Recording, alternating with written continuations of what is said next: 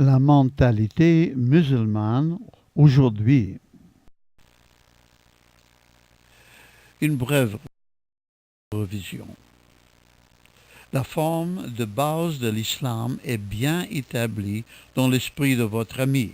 L'islam veut dire soumission et vous allez vous soumettre au Coran et au Hadith, aux autorités religieuses et les traditions locales, aux dirigeants choisis par Allah, à Allah bien sûr, aux piliers de l'islam, le shahada, le salat, le zakat, le jeûne de Ramadan et enfin le hajj.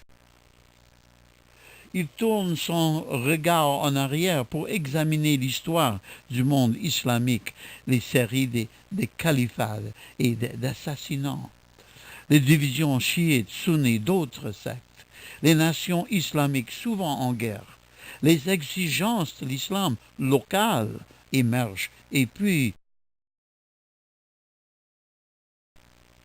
la montée des puissances occidentales et la perte de face pour l'islam. En considérant tout ce qu'on vient de mentionner, est-il bouleversé par toutes ces considérations? Est-il sur le point de renoncer à l'islam? Ou puisera-t-il dans l'islam pour trouver des preuves qu'il a raison et que sa religion elle est bonne? Est-ce que le progrès de l'Ouest est quelque chose de temporaire qu'il doit corriger? Donc, qu'est-ce que l'islam lui enseigne? Vous avez appris les enseignements fondamentaux de l'islam, mais vous devrez en savoir encore beaucoup plus. Il estime que le Coran surpasse les révélations intérieures, que le Coran corrige les révélations qui ont précédé. La Bible, donc, a été corrompue, non valide, parce que ce n'est pas en accord avec l'islam.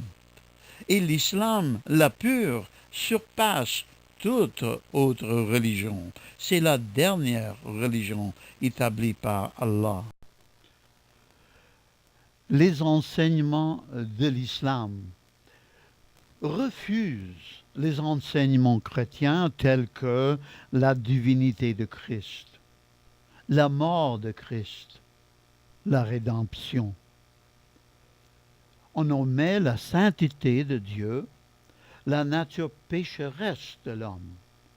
Donc on n'a aucun besoin de rédemption, car le salut, c'est par les œuvres. En résumé, la mentalité musulmane, c'est le dernier mot en matière de religion, de qualité supérieure, rien à prendre des chrétiens ou d'autres. Néanmoins, ils sont troublés par les succès dans l'Ouest. Ainsi, un retour à un islam pur semble être notre seule option. Pourtant, dit-il, j'ai des questions. Le peuple du livre. Mais j'ai du mépris pour l'Ouest, corrompu, pourri avec leur télévision, leur famille en ruine, le grave péché, etc. Mais disons qu'un musulman vient de rencontrer un chrétien qui est évidemment soumis à Dieu. Ces chrétiens dans l'Ouest ne sont pas tous pareils. Celui-ci me semble être réel. J'ai des questions. Le peuple du livre. Je me demande si je peux réussir à connaître ce chrétien.